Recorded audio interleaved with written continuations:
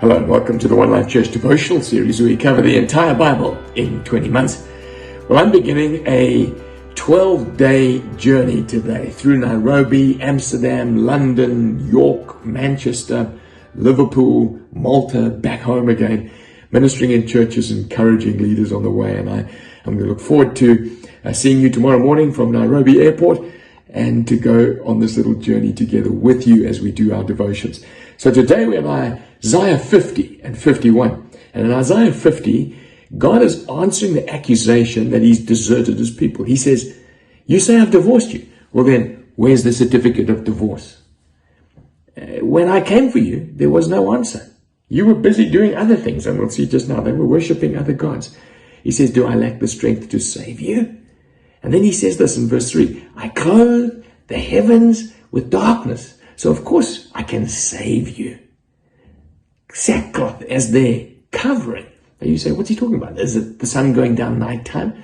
When Spurgeon spoke on this, he said, no, because from now on out, for the rest of 50 and 51, we're going to talk about Jesus and what he does on the cross. Incredible prophecy. But so Spurgeon says this was the introduction describing how the sun went dark over the crucifixion of Jesus, or whatever it is. We move now straight into the Messiah speaking. So Isaiah speaking for the Messiah. The sovereign Lord has given me a well-instructed tongue, Jesus saying. He's going to speak, he's going to preach the word of God. The sovereign Lord has opened my eyes to the rebellion of the world. God could see what he was dealing with. And I offered my back to those who beat me. Isn't this incredibly accurate prophecy? Just think about it. That Roman who opened up Jesus' back was fulfilling this prophecy. My cheeks to those who pulled out my beard. I did not hide my face from mocking and spitting. Imagine the Roman spitting on Jesus. Imagine if he knew that he was in that spit fulfilling this prophecy. And then he says, those who trust in me will be saved, and those who don't trust in me will not be saved. That's how Isaiah 50 ends. Now Isaiah 51 is broken into three main sections, all starting with listen to me. So when he says listen to me, he says, listen, I've got something important to say to you. Listen to me, those who pursue righteousness and seek after the Lord. Look to the rock. He says, look to the rock like Abraham did. And when Abraham looked to the rock, who is Jesus, he was blessed.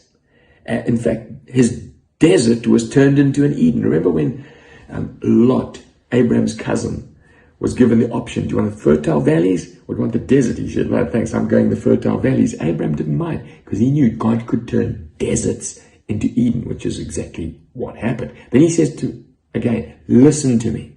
Listen to me. My righteousness draws near. Speedily, my salvation is on the way, and my arm will bring salvation and justice to the nations. And so he's basically saying, I haven't just come for Israel. I've come to rescue the whole world. And then he says this, the heavens will vanish like smoke, the earth will wear out like a garment, and its inhabitants will die like flies. What's he talking about here? He's talking about the second coming of the Messiah. We've said this before, that when prophets speak, it's like us looking at a mountain range, the events that are up in the future. And so it's difficult to tell whether the front mountain or the back mountain is what he's referring to. The front mountain being the first coming of Jesus, the second mountain being the second coming of Jesus, which is clearly this, because he says, my salvation will last forever and ever. Then he says it again, hear me, you know what is right. Don't fear the reproach of men, because they're going to die like worms. That's what it says. Don't worry about men. Don't worry about what they say to you. Those the Lord has rescued will return. They will enter Zion with singing. Everlasting joy will crown their heads. Gladness and joy will overtake them, and sorrow and sighing will flee away. I see a runner running, thinks he's doing well, he's got a crown of joy on his head, so he's a happy dude. But running past him is another guy called Joy, and running past him is another guy called Peace. This picture God paints is that those who follow him are rescued, are marked by joy and peace. It's I who comforts you, he says. I've put my words in your mouth and covered you with the shadow of my hand. This is speaking about Jesus again. God's given him his word and covered him as he was growing up in obscurity till he's about 30 years old. And then he ends with this phrase, arise, you have drunk from the cup of the God's wrath. I've taken the cup out of your hand. Basically, when the image of the cup is used, it talks about suffering. It's God saying over his people in Babylon, you have suffered. I'm going to take that suffering away. I'm going to rescue you. And in your rescue, Isaiah is saying, Israel's going to be rescued from the Babylonians, but it's speaking of a far greater rescue, a rescue of Jesus, rescuing all of us who've taken the cup of suffering that comes with sin. I'll see you tomorrow from Nairobi.